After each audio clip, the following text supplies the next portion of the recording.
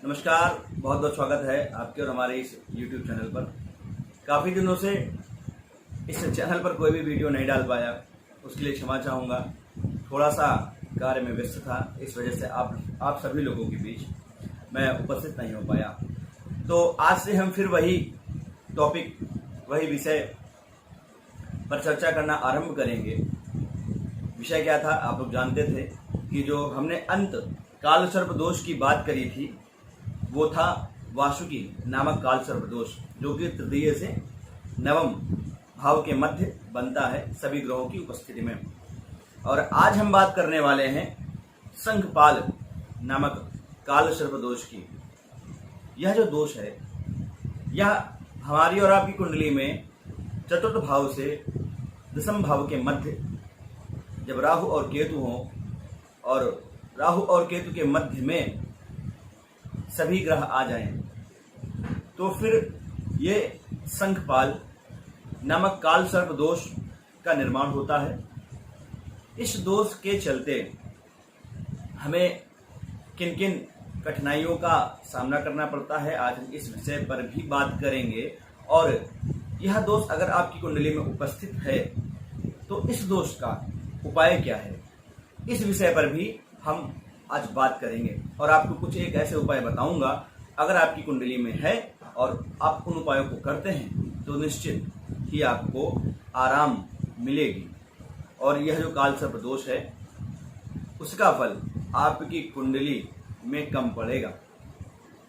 तो जब भी आपकी कुंडली में चतुर्थ भाव से लेकर के दसम भाव के मध्य में राहु और केतु आते हैं और उनके मध्य में सभी ग्रह आ जाते हैं, तो फिर यह संघपाल नामक काल सर्प दोष का निर्माण होता है। इस दोष के चलते चतुर्थ भाव में बनेगा, चतुर्थ भाव और दसम भाव आपके माता पिता का, एक भाव आपके भूमि भवन वाहन नौकर चाकर और समाज में जितने भी आपके पद प्रतिष्ठा है उस भाव का है। और दूसरा भाव आपका है, आपके पिता का भाव है, आपके प्रोफेशन का भाव है, आपके कार्यक्षेत्र का भाव है, आपके सामाजिक परिस्थितियों का भाव है कि आपको आपके जीवन में या आपके जीवन में आपकी सामाजिक परिस्थितियां, समाज में आप कितना चर्चित हैं, समाज में आपकी क्या अवस्था है, किन व्यवस्थाओं के साथ आप समाज में चल रहे हैं, आगे चलेंगे, तो वह आपका दसम भाव दर्शाता है। आप अपने कार्यक्षेत्र में कितना आगे बढ़ेंगे वह आपका दसम भाव दर्शाता है। आपके और आपके पिता के मध्य संबंध कैसे हैं, आपको आपके पिता के साथ जीवन भर मिलेगा या नहीं मिलेगा, ये भी हम दसम भाव से देखते हैं। तो अगर दसम भाव और चतुर्थ भाव पीड़ित हो गया तो समझ लीजिए कि आपके जीवन का 50% 50% माता पिता एक तो प्रभावित, माता पिता से संबंध प्रभावित, साथ में भूमि भवन वाहन जिसके लिए हम आज भी प्रयत्न करते हैं।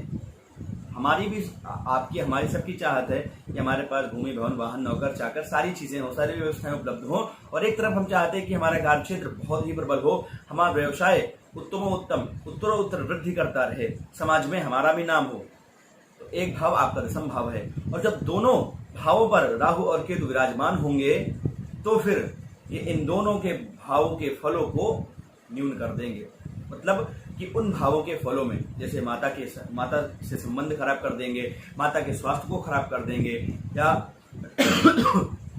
भूमि भवन वाहन से संबंधित आपको परेशानियां दे देंगे। भूमि खरीदते हैं तो उसमें विवाद हो जाना, आपका पैसा फंस जाना, आप भवन में जिस भवन में रहते हैं उस भवन का समुचित उपयोग, मतलब उस भवन में या तो नकारात्मक ऊर्जा रहे या फिर उस भवन को आप संपूर्णतया, भाई आपके पास मकान तो 10 हैं पर आप उन 10 मकानों में ताला रहता है और आप रहते हैं किराए पर, आप रेंट पर रहते हैं और 10 भवन में आपके ताला पड़ा रहता है। तो भवन होते हुए भी आप उनका समुचित उपयोग, उनका मतलब ज्यादा से ज्यादा उपयोग नहीं कर पा रहे हैं, तो फिर कहीं ना कहीं आपका चतुर्थ भाव पीड़ित है। अगर आपके नौकर आपके साथ धोखा करते हैं या आपको ठगते हैं कि आपने उनको बाजार सब्जी लेने भेजा और वो 100 की सब्जी लाते हैं और 150 की बताते हैं, तो कहीं ना कहीं नौकरों से भी आपको कष्ट ही मिल रहा है कि वह आपके अनुकूल नहीं है। समाज में आपकी परिस्थितियां कैसी हैं, कितना आप चर्चित हैं, वो भी चतुर्थ भाव बताता है, दसम भाव बताता है। दोनों मुख्य भाव हैं इसीलिए क्योंकि दोनों ही केंद्र के भाव हैं और दोनों जब केंद्र ग्रसित हो जाएंगे तो फिर क्या प्राप्त होगा कि एक तरफ आपके नौकरी में उतार चढ़ाव, नौकरी मिलना छूट जाना, फिर मिलना फिर छूट जाना, इंटरव्यू देते हैं रिजेक्ट हो जाते हैं, कहीं जाते हैं तो जो आपके ऑफिस के कर्मचारी हैं उनके साथ वो आपके साथ कुछ गलत करें, या आपकी शिकायत आपके बॉस से कर दें, या आप बार बार इंटरव्यू देते हैं, आपका सिलेक्शन नहीं हो रहा है, बार बार काम छूट जाता है, महीने 2 महीने करते हैं छूट जाते हैं, बॉस से अनबन बनी रहती है, पिता से संबंध अच्छे नहीं हो पाते, तो कहीं ना कहीं ये चतुर्थ भाव और दशम भाव के मध्य में जो काल संघपाल नामक काल सर्प दोष है, इसका फल है ये। तो इसको दूर कैसे करें? इसको दूर करने का उपाय क्या है? क्योंकि अगर इसको हम दूर नहीं करेंगे तो फिर क्या जितने भी राजयोग हों, कहीं ना कहीं उन राजयोगों का समुचित फल जो आप चाहते हैं वो आपको प्राप्त नहीं होगा। तो अगर आप भी चाहते हैं कि आप अपने जीवन में उत्तरोत्तर वृद्धि करते रहें और एक बार जब आप अपनी सफलता की ओर बढ़ें तो आपको वापस ना आना पड़े।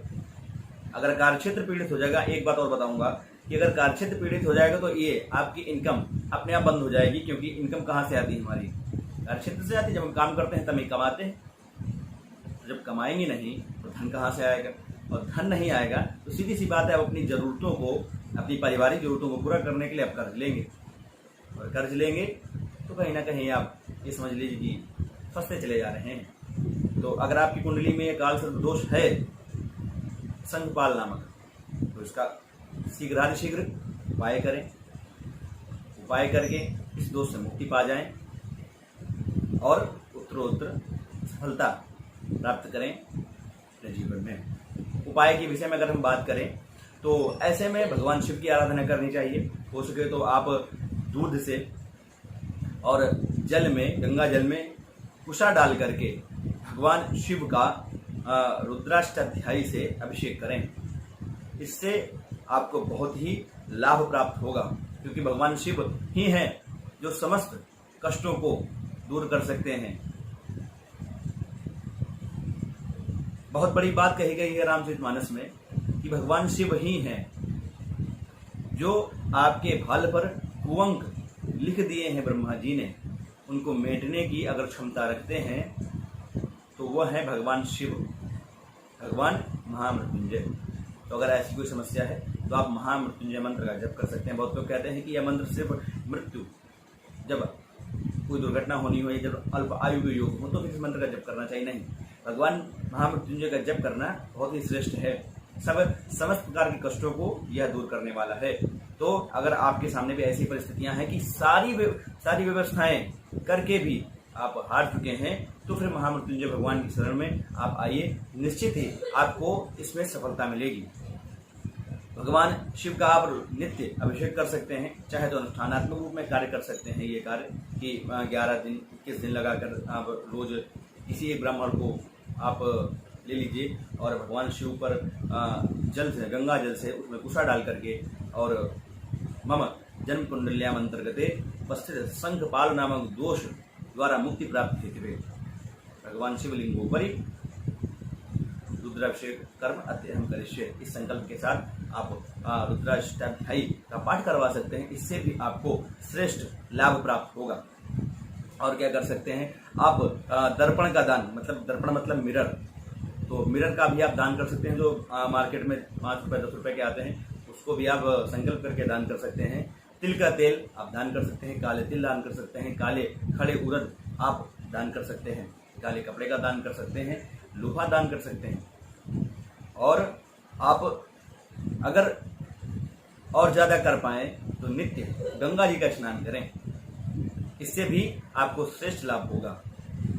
और अगर तत्काल लाभ चाहते हैं तो ये जो उपाय है, जिस गंगा स्नान है, दान है, तो इसमें मान लीजिए आप 10 दान 15 दान 10 बार 15 बार आप दान कर लेंगे तो आपको लाभ मिलना शुरू होगा। पर अगर बहुत ही ज्यादा समस्याएं हैं तो फिर कहीं ना कहीं आपको भगवान महामृत्युंजय की शरण में जाना चाहिए, उससे ही आपको श्रेष्ठ लाभ और स्थायी लाभ प्राप्त होगा। आगे हम बात करेंगे पद्म नामक काल सर्प योग की। अन्य वीडियो में जो दूसरा वीडियो आएगा वो पद्म नामक काल सर्प दोष जो है उस विषय पर हम बात करेंगे और उसके उपाय हम आपको बताएंगे। तब तक के लिए आज्ञा दीजिए, बहुत जल्द उपस्थित होऊंगा फिर आपके सामने। नमस्कार।